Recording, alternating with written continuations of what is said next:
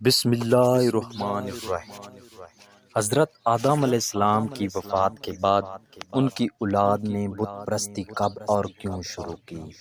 کیسے حضرت آدم کی اولاد اللہ کو چھوڑ کر بتوں کو پوجنے لگے؟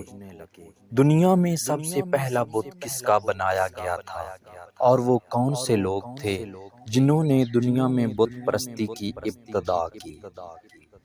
ناظرین گرامی، حضرت آدم کی وفات کے تقریباً 1000 سال بعد نسل آدم کی تیسری پیڑھی نے بت پرستی کی بنیاد ڈالی۔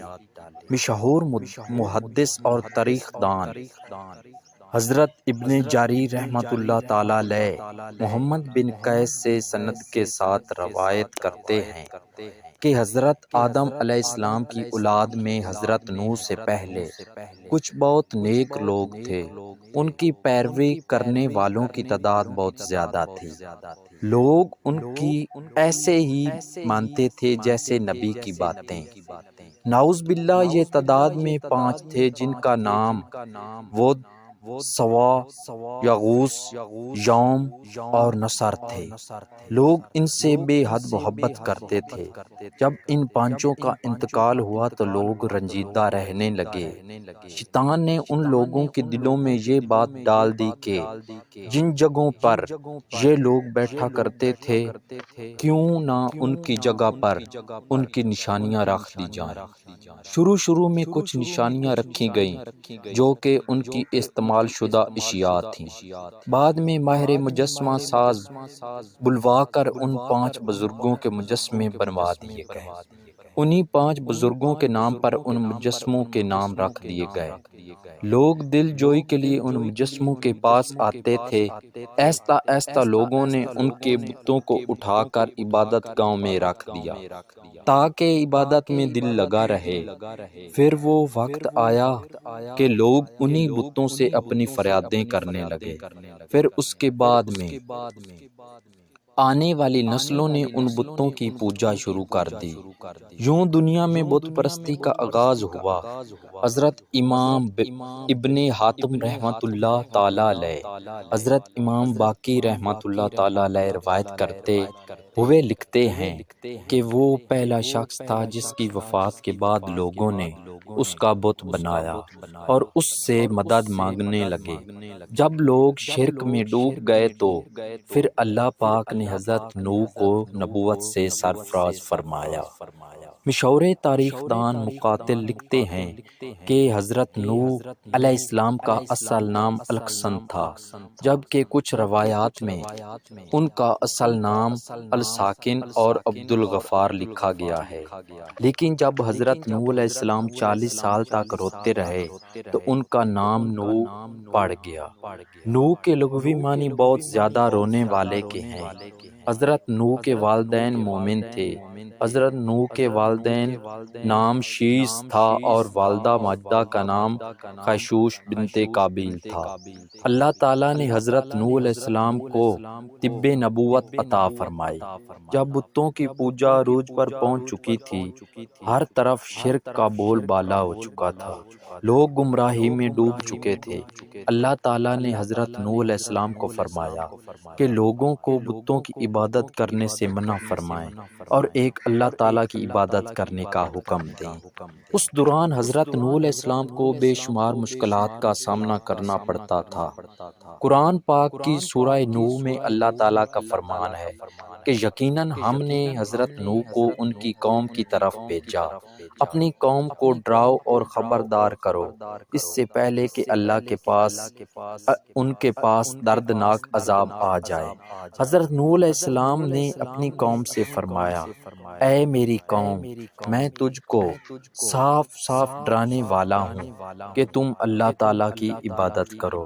تم میرا کہنا مانو تو اللہ تعالیٰ تمہارے گناہوں کو بخش دے گا، تم کو ایک وقت تک چھوڑے گا، بے شک اللہ تعالیٰ کا وعدہ سچا ہے۔ حضرت نوح علیہ السلام نے لوگوں کو فرمایا کرتے تھے کہ کاش تم کو سمجھ ہوتی کہ تم کیا کام کر رہے ہو حضرت نوح علیہ السلام تبلیغ کرنے میں بڑے سخت تھے۔ حضرت نوح علیہ السلام نے 950 سال تک اپنے قوم کے لوگوں کو تبلیغ کی دعوت دی۔ حضرت نوح علیہ السلام فرمایا کرتے تھے کہ اللہ تعالیٰ کی عبادت کرو، صرف وہی سب کا پالنے والا ہے، زندگی اور موت اسی کے ہاتھ میں ہے۔ 950 سال لوگوں کو اللہ تعالیٰ کے حکم کی دعوت دینے کے باوجود چند لوگ حضرت نوح علیہ السلام پر ایمان لائے۔ حضرت نوح علیہ السلام نے اللہ تعالیٰ سے دعا کی، اے اللہ تعالیٰ، میں نے دن رات اپنی قوم کو تیرا حکم دیا ہے، بلکہ یہ لوگ مجھے بڑا برا بھلا کہتے ہیں، یہ میری بات کو سچ ماننے سے انکاری ہو جاتی ہے، اس کے باوجود بھی ان لوگوں پر ہر طرح سے تبلیغ جاری رکھ رہا ہوں۔ شاید یہ بتوں کی عبادت کو چھوڑ کر ایک اللہ تعالیٰ کی عبادت کرنا شروع کر دیں۔ حضرت نوح علیہ السلام کی قوم کا بادشاہ کہا کرتا تھا، حضرت نوح علیہ السلام کی باتوں کی پرواہ نہ کیا کرو، وہ تو ویسے ہی لگا رہتا ہے، اس کو اپنے حال پر چھوڑ دو، تم اپنے بتوں کی عبادت کرنے میں لگے رہو۔ اپنے بادشاہ کی بات سن کر لوگوں نے بادشاہ کے حکم کی تعمیل کی اور حضرت نوح علیہ السلام کی طرف سے بالکل کنارہ کر لیا تھا۔ حضرت نوح علیہ السلام اپنے رب سے اس طرح دعا کرنے لگے، اے میرے اللہ، یہ لوگ میری بات کو نہیں مانتے، یہ لوگ ان کی بات کو مانتے ہیں جو بڑے سردار اور مالدار ہیں۔ اپنے بادشاہ کے منع کرنے پر انہوں نے مجھے برا بھلا کہا اور اپنے بتوں کی عبادت میں اور زیادہ مصروف ہونے لگے ہیں۔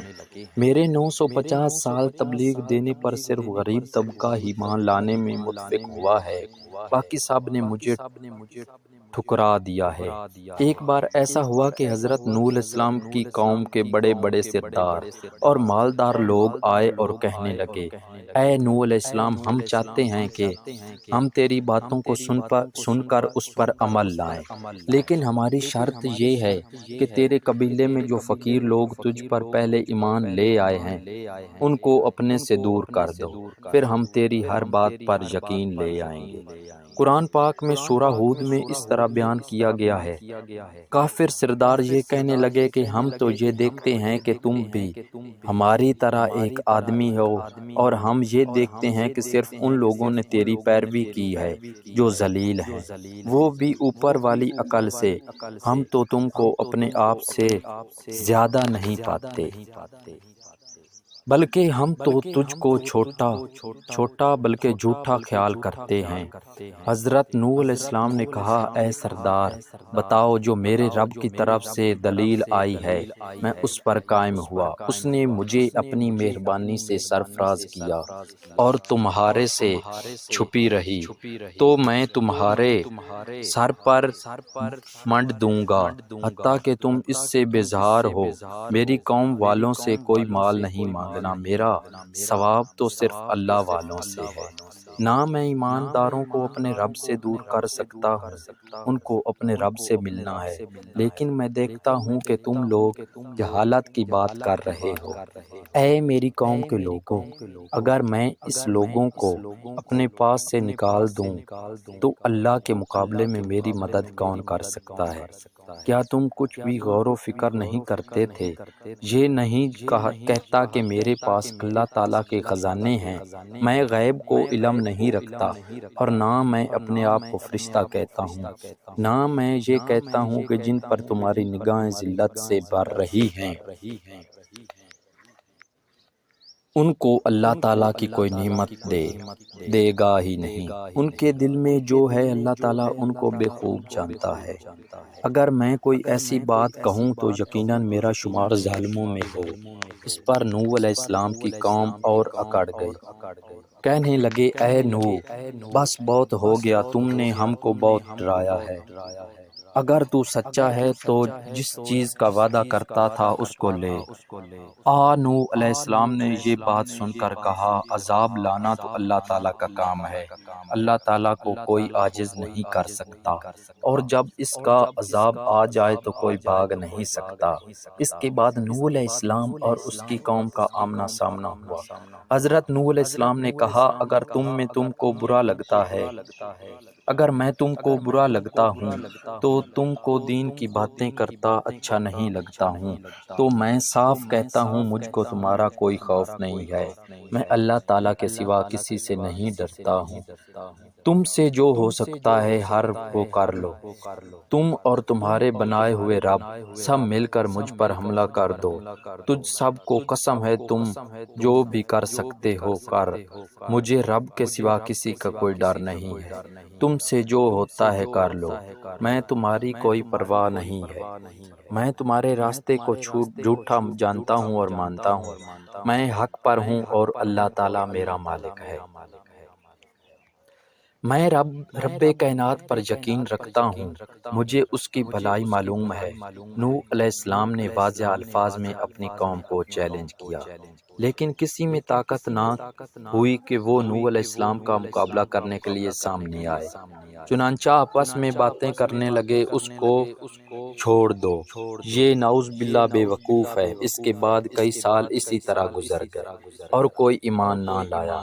پھر آخر ان لوگوں کو اللہ کے عذاب نے آ گھیرا اور سب کے سب مشرک طوفان نوح میں ہلاک ہو گئے، اور کشتی میں سوار حضرت نوح علیہ السلام کا مقابلہ کرنے کے لیے سامنے آئے۔ چنانچہ آپس میں باتیں کرنے لگے، اس کو چھوڑ دو، یہ نعوذ باللہ بے وقوف ہے۔ اس کے بعد کئی سال اسی طرح گزر گئے اور کوئی ایمان نہ لایا۔ پھر آخر ان لوگوں کے اللہ کے عذاب نے آ گھیرا اور سب مشرک طوفان نوح میں ہلاک ہو گئے، اور کشتی میں سوار حضرت نوح علیہ السلام اور ان کی ماننے والوں نے دنیا کی دوبارہ سے ابتدا کی، جس وجہ سے حضرت نوح کو آدم ثانی بھی کہا جاتا ہے۔